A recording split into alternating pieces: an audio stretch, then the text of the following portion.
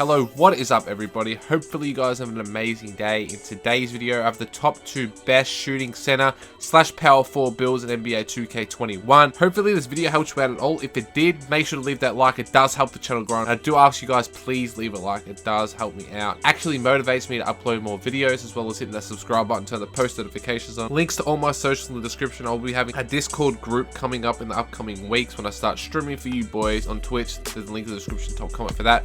Let's get straight into the video, so leave that like please. Let's get straight into it. Let's get straight into the first build. The first build I'm going to show you is a shooting center build. Now you guys can mix it up however you want, but I feel like this is the best shooting center build on NBA 2K21. You can tell me difference in the comment section down below and I have a discussion with you guys. First build is the center. The second one is a power forward stretch that I'll show you guys the best one that you can create. So first up, we're looking at the center position for the shooting glass locks, okay?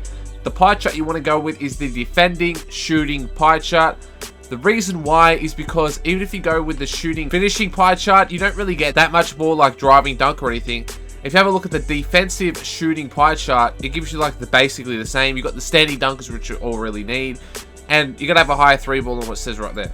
Next, I had a look at this. People have been saying that you don't need strength. I played center all of 2K21 for the first year till like December, January, when I was going for legend, alright? I was playing on a center.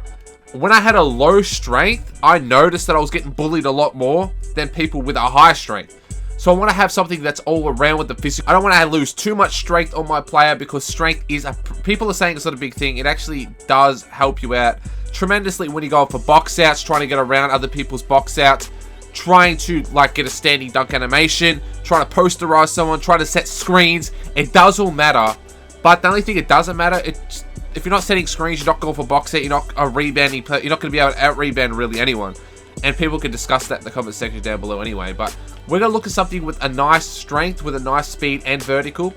But I was looking at this one here, which is the 47 vertical could be the downfall to this build. But if I have a look right here, you can have a 58 speed. Do you really need a high speed for this build? You can tell me in the comment section down below.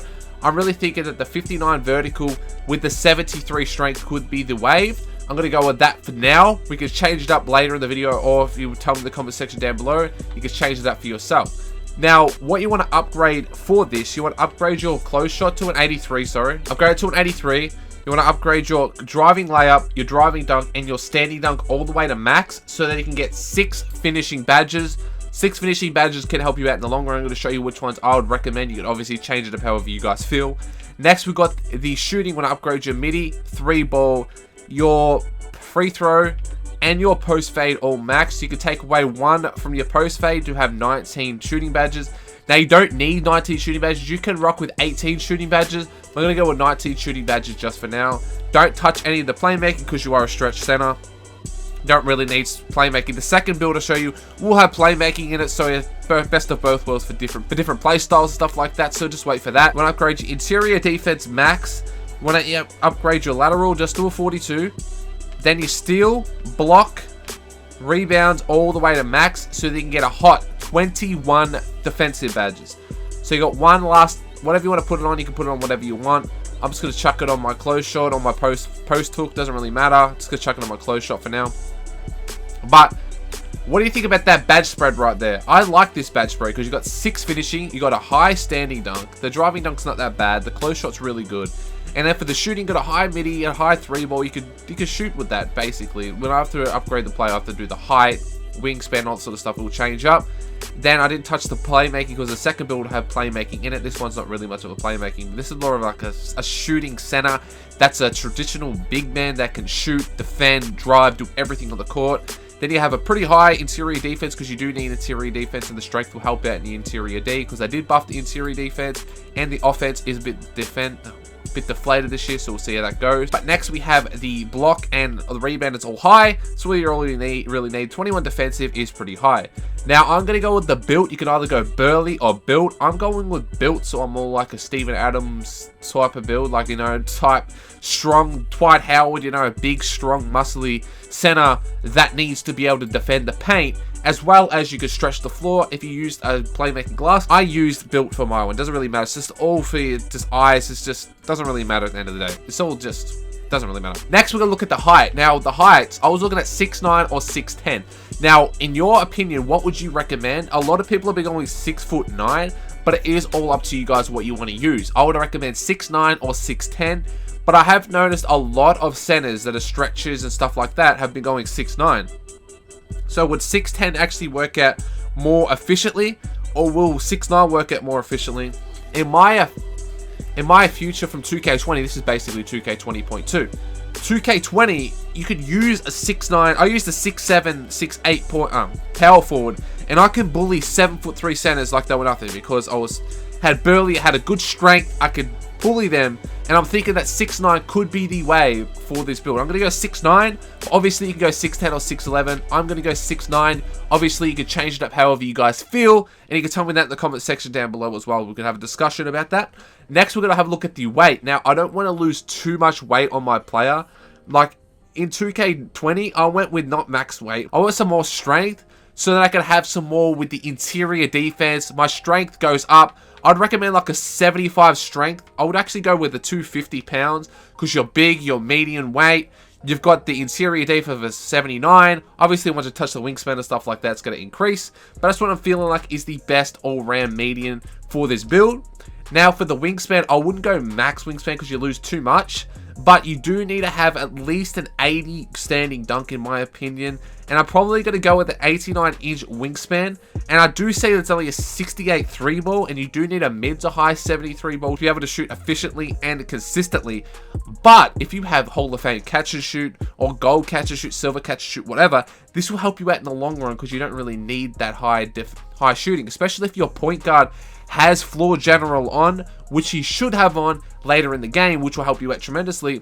I would either go 90 wingspan, or I'd go with the 89-inch wingspan. Tell me in the comment section down below what you would recommend. I'm probably just going to go with the 90-inch wingspan because it will help me out at the end of the day. And then for the takeover, you can either go rim or glass cleaning. I like glass cleaning because I do want to see where the rebound's going to go. If you want to use rim protecting, you can. It's up to you guys' personal preference as well, just like the body shape. Next, we have the build is called a glass cleaner. You're like Ben Wallace, DeAndre Ayton, and Marvin Bagley III. Pretty good. You're like a DeAndre Ayton build, basically. DeAndre Ayton, when he goes through the NBA, is going to be really good. So watch out for that player in the NBA. But that's the build that I like as the second most overpowered build for the shooting centers. I'm going to show you a powerful one. I'll show you what finishing badges I would recommend. Obviously, you change them how you feel. But I'm going to go gold contact finisher. I'll probably go bronze to silver consistent. It's up to you guys. I'm probably just going to go bronze. Next, I'm going to go with the relentless finisher bronze because I'm going to be going to the paint. Not really that often, but if I do want to go to the paint, I want to lose too much stamina. I want to be able to make my contested layups and dunks without really losing that much.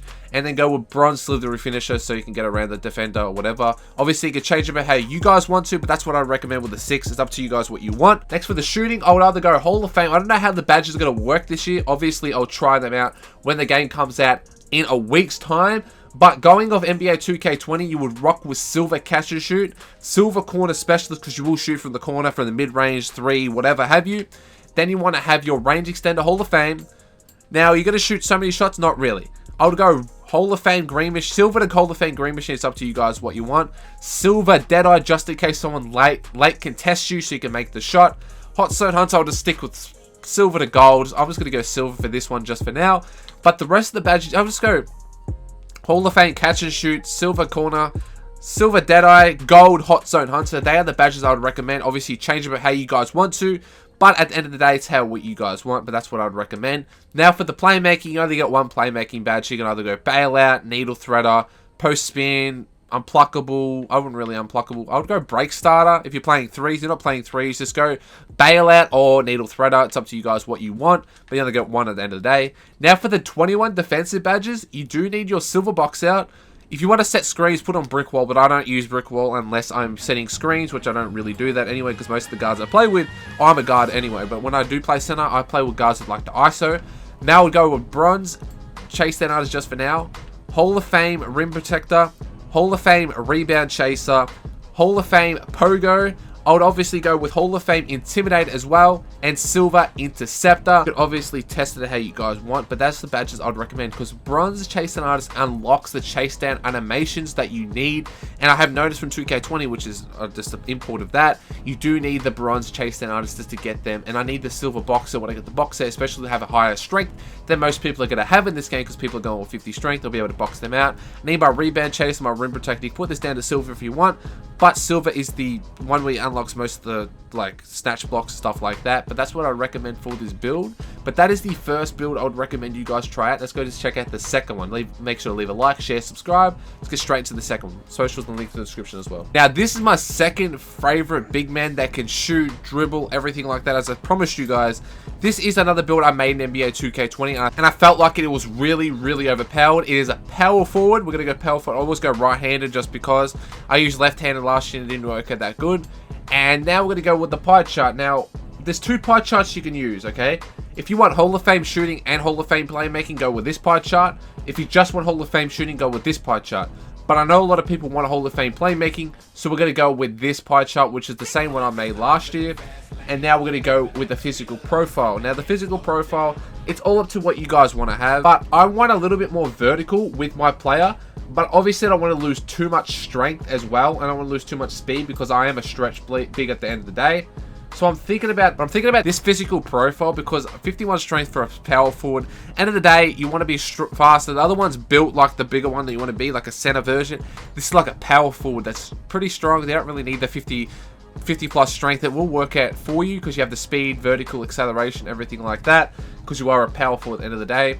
Now for the finishing, when I upgrade your driving layup, dunk, and standing dunk all the way to max. There's only one finishing badge. You don't really need any more than that.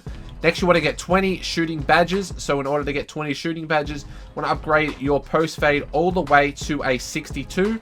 You can have more shooting badges, but I think that 20 shooting badge, that should do the trick. Now you want to go for 20 playmaking badges as well. 20 playmaking badges at the end of the day is the perfect median for this build. You want to upgrade your interior, perimeter, lateral, your defensive rebound gives you the most badges. Upgrade your block all the way, gives you some more badges as well.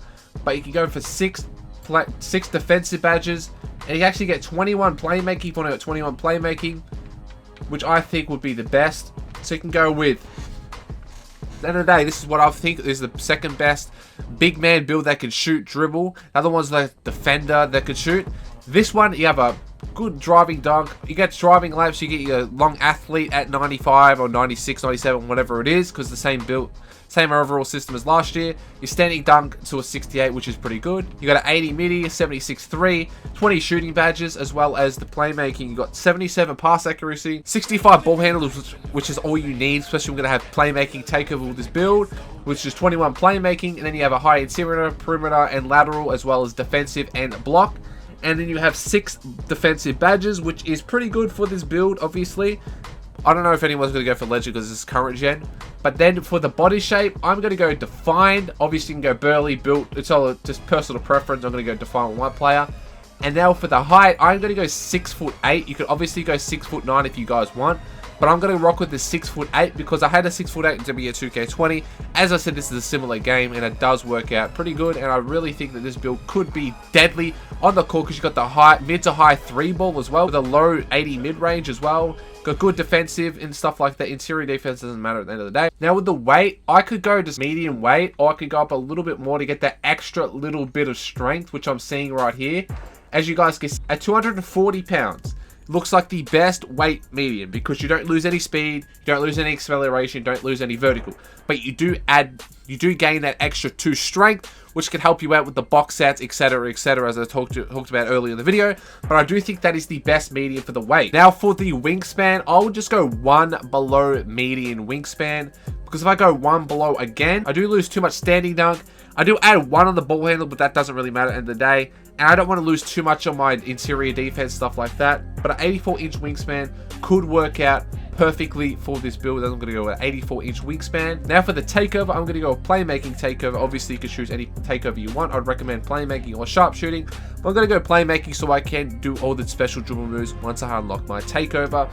And the build is actually cold. It's actually a really nice build. It is a stretch playmaker, Danilo Gallinari, Bogdan Bogdanovic, and Jason Tatum, which is a very, very good build. If you like a Jason Tatum build, you already know you're going to be overpowered on the park. That is the build I made. Now let's have a look at the badges real quick. Now for the finishing badge, you can put it on consistent or contact. I'm just going to go contact finisher. I might just go consistent just so I can make more layups when I'm not timing it correctly, because you know that if I know how to time your free throws or jump shots, I got a video yesterday. It's not yesterday, the day before video. Now for the shooting badges, I'm going to go with the height. Silver corner specialist, because I will shoot from the corner a little bit. Hot Stone Hunter silver. Range extender Hall of Fame. My volume shooter Hall of Fame. My tireless shooter silver. My Hall of Fame green machine. And then silver Deadeye for this build. That is what I recommend. Obviously you can change it up how you want, but I feel like that is the best. Obviously put their standard silver and have Hall of Fame Deadeye if you guys want, but that's what I'm going to recommend for this build. But if you want to have silver catch and shoot as well, which is actually really good, you can put this on and get rid of your tireless shooter and then hold Hall of Fame Deadeye. Now Hall of Fame Deadeye will help you out. Silver Hot Stone Hunter, your silver corner specialist. If you don't want corner specialist, just chuck on Hall of Fame Hot Stone Hunter. But I'm going to have my corner specialist just in case I can shoot from the corner. But I feel like that is the best badge spread for this build. Next, we're going to have the playmaking badges. Now, with the Hall of Fame playmaking badges, I do want to have my Hall of Fame handles for days. Quick first step, my space creator, my tire handles, and then silver unpluckable. Obviously, then with the last 3 playmaking badges, you can put on your bailout silver. And then you put on your needle threader bronze. That is what I would recommend for this build.